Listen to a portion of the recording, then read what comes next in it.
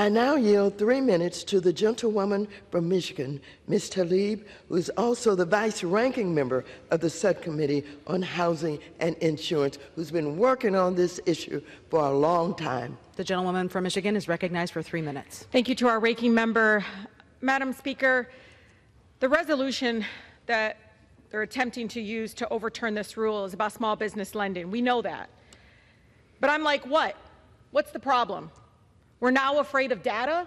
We don't want to collect data, and it's even voluntary. They can say it's not. It is voluntary.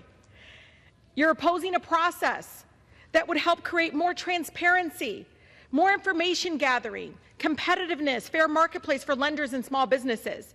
It's voluntary. We're scared now. We're scared of voluntarily collecting data?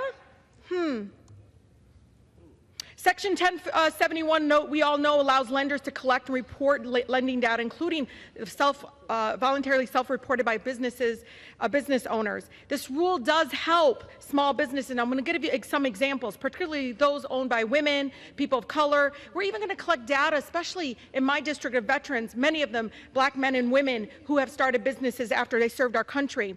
They all are lacking access to credit that they need to build up their businesses. Study after study have documented that small business owners, especially the small business owners in my district, continue to face discriminatory practices by banks. We already know for a fact that Black-owned businesses are less likely to obtain financing and offer small loans.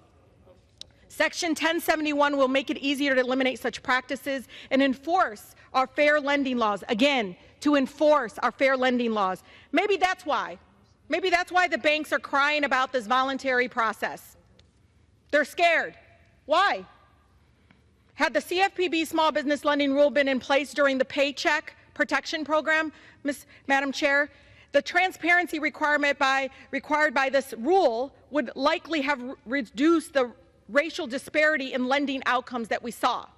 There is also a clear precedent for such a rule that can accomplish. For instance, and folks can laugh, they can think that this is real life people. These are people that literally are putting their whole life savings to a small business and hoping and praying that they have the investment from the federal government. When the Home Mortgage Disclosure Act established reporting process for mortgage lenders that are similar to those that are in the CFPB rule, did you all know that lending to Black borrowers for conventional home purchases increased by 70% in 3 years?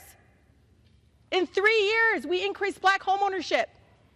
All Americans, not just some, deserve access and fairness, especially when we continue to bail out these banks for a continued failure in their discriminatory practices.